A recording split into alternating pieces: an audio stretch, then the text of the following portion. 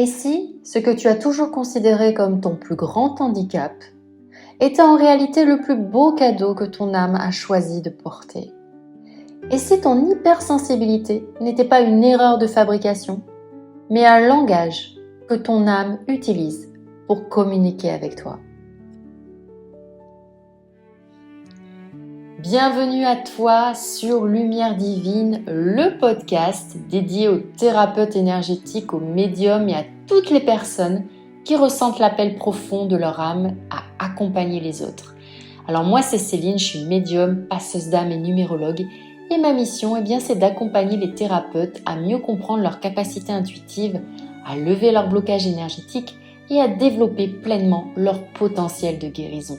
Je les forme également à différentes pratiques comme le passage d'âme et le langage des nombres afin qu'ils puissent proposer des accompagnements toujours plus puissants, profonds et alignés.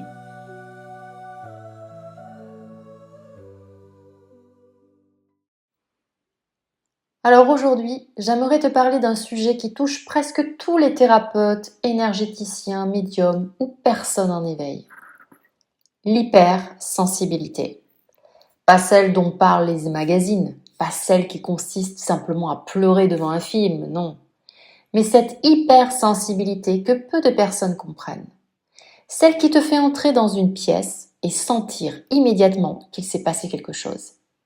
Celle qui te fait ressentir la colère d'une personne alors qu'elle sourit. Celle qui t'épuise après avoir reçu un client. Celle qui t'empêche parfois de savoir ce qui t'appartient et ce qui appartient aux autres. Pendant longtemps, tu as peut-être pensé que tu étais trop sensible, trop émotive, trop fragile. On t'a peut-être répété « tu prends tout trop à cœur, tu réfléchis trop, tu es trop dans tes émotions ». Alors tu as commencé à croire qu'il fallait devenir plus fort, plus forte, plus dur, moins perméable. Et pourtant, plus tu essayais de fermer cette sensibilité, plus tu avais l'impression de t'éteindre. Pourquoi ? Parce que ce que tu essaies d'étouffer, ce n'était pas une faiblesse, c'était une capacité extrasensorielle. Imagine un instant qu'une personne naisse avec une audition exceptionnelle. Elle entend des fréquences que personne d'autre n'entend. Si elle ignore cette capacité, ces sons deviendront insupportables. Elle sera envahie, fatiguée, irritable.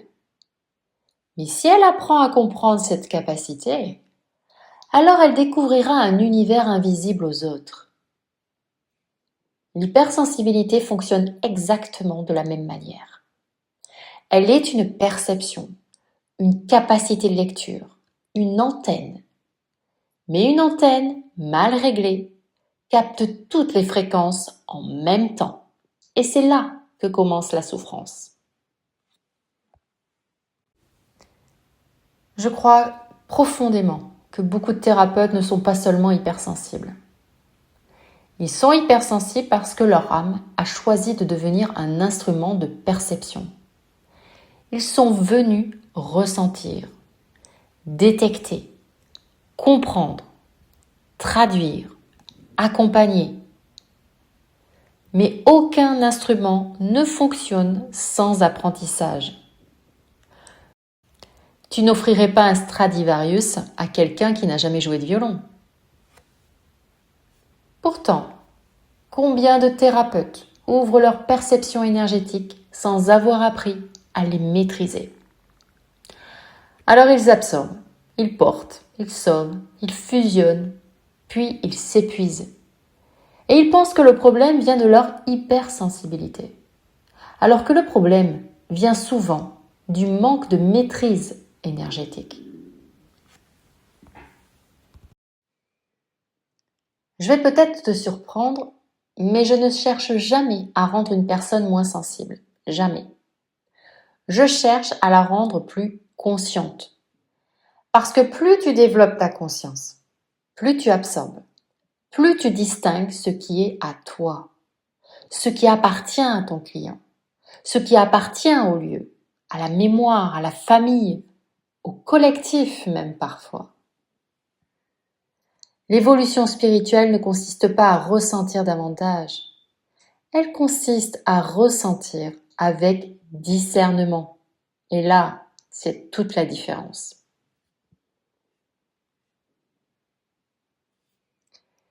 J'aimerais aussi casser une croyance. Non, tous les hypersensibles ne sont pas destinés à devenir thérapeutes. Mais presque tous les grands thérapeutes possèdent une hypersensibilité. Pourquoi ? Parce qu'ils savent écouter ce qui ne se dit pas. Ils voient entre les mots. Ils ressentent les silences. Ils perçoivent les incohérences. Ils captent les blessures cachées. Leur véritable outil n'est pas leur méthode, c'est leur qualité de présence.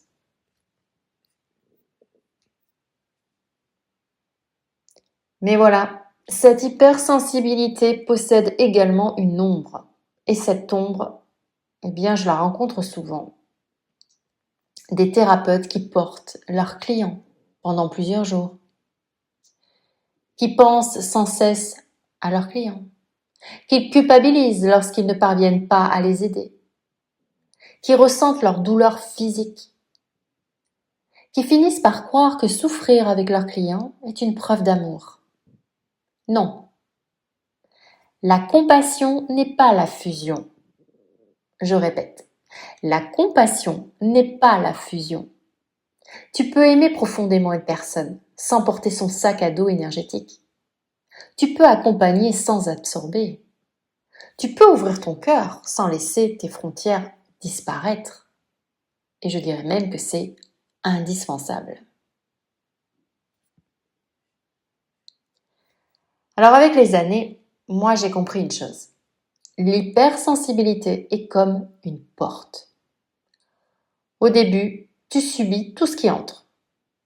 Puis tu apprends à reconnaître les visiteurs. Enfin, tu décides qui peut entrer. C'est cela, la maturité énergétique. Alors peut-être que tu te poses cette question. Ok, très bien Céline, mais comment est-ce que je fais ?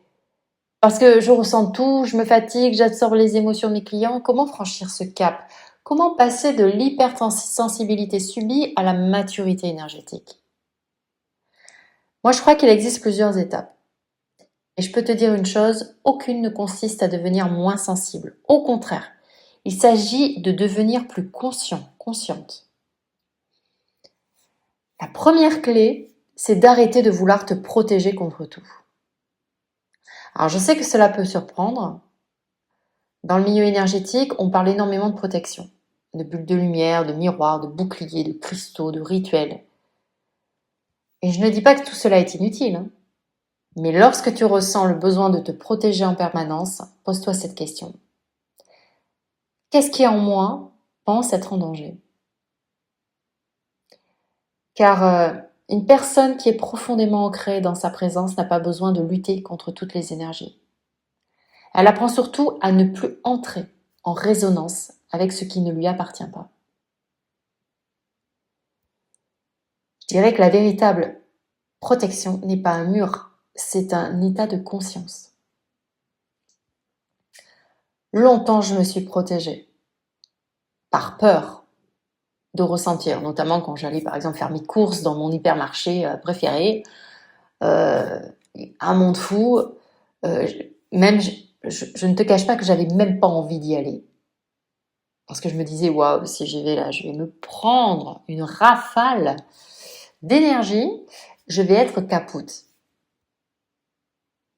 Et alors, je mettais en place tout ça, des protections et tout, et en fait, je me rendais compte que non, quand je rentrais, j'étais en effet fatiguée. Puis un jour, je me suis dit, il faut que tu arrêtes, Céline, d'avoir peur. Vas-y comme ça. Allez, tu te protèges pas, c'est ok, il n'y a pas de raison. Alors au début, j'ai senti truc passer, des âmes. Moi, je suis passeuse d'âmes, alors bah, forcément, elles viennent à moi. J'ai senti des âmes, des mémoires qui étaient un petit peu lourdes. Mais bon, je faisais avec, je dis ok. Et puis au fur et à mesure, plus rien. Aujourd'hui, je vais dans mon hypermarché, je ne sens plus, à part exception, parce que je dois passer une âme, voilà. Mais c'est terminé.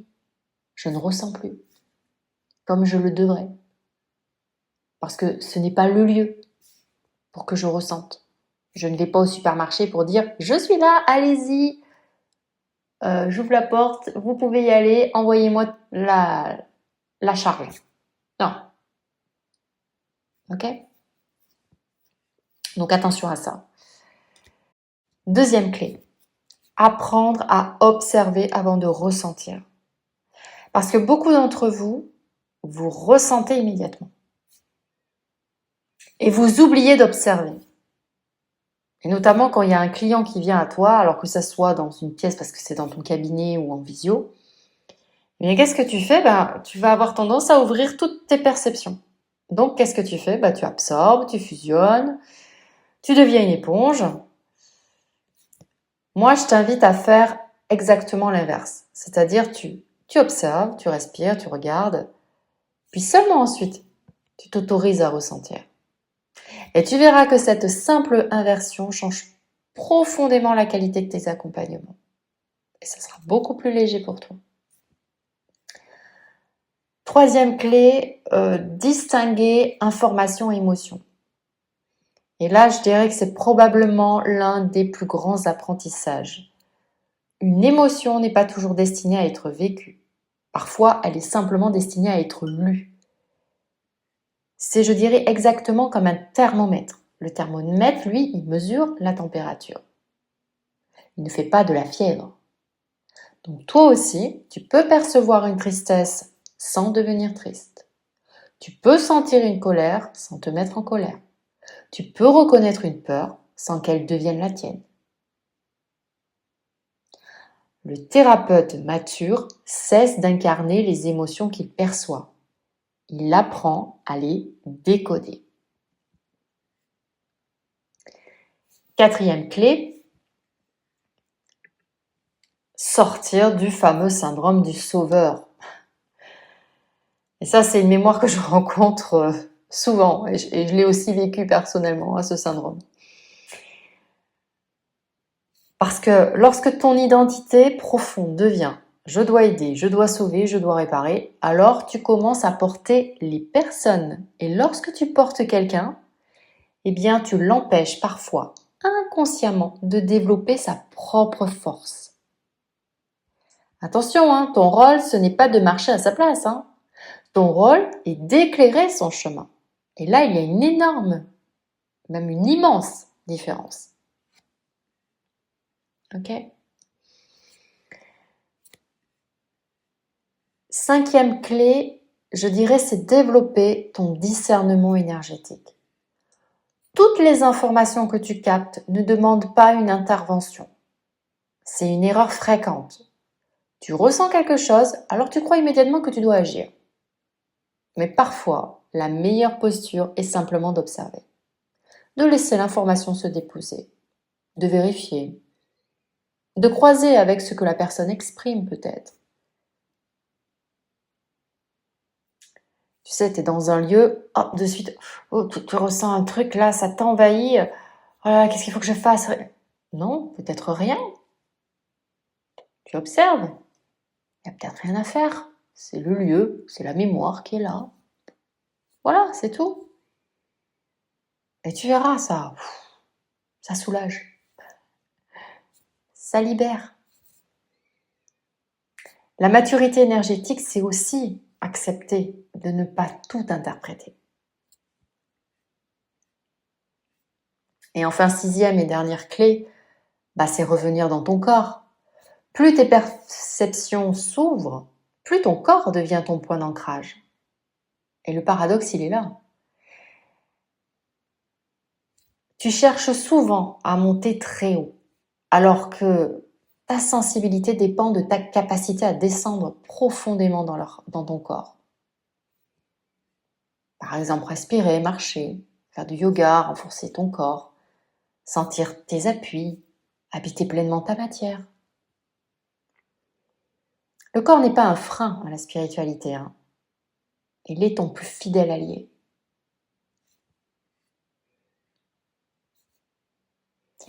Je vais quand même ajouter une clé parce que oui, quand même, elle est importante.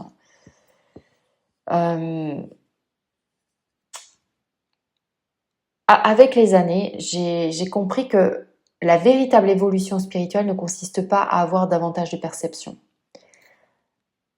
Ce n'est pas voir plus d'entités, recevoir plus de messages, développer plus de capacités. La véritable évolution, c'est de rester profondément calme au milieu de tout cela. C'est pouvoir accueillir une information puissante sans perdre ton axe. Rester présent, présente, stable, lucide, ancré. Parce qu'au fond, la maturité énergétique ne se mesure pas à ce que tu perçois. Elle se mesure à la qualité de présence que tu conserves pendant que tu perçois. Et crois-moi, bien cette différence, elle change tout. J'aimerais te laisser avec cette pensée. Ton hypersensibilité n'est probablement pas quelque chose que tu dois corriger. C'est une intelligence subtile qui attend simplement d'être éduquée. Comme un musicien apprend à jouer de son instrument, comme un pilote qui apprend à maîtriser son avion. Tu apprends à maîtriser ta sensibilité. Et lorsque cette maîtrise s'installe, ce qui était autrefois une souffrance deviendra l'un de tes plus grands talents. On ne naît pas thérapeute mature, on le devient lorsqu'on cesse de subir ses perceptions pour commencer à dialoguer avec elles. Et n'oublie pas, nous sommes tous uniques. Nous avons tous des perceptions, des manières notre hypersensibilité est propre à nous-mêmes. Tu peux rentrer dans une pièce, on peut être toutes les deux, on rentre dans une pièce, il y a une mémoire, moi je peux avoir mal à la tête, toi au ventre. Et pourtant c'est la même mémoire.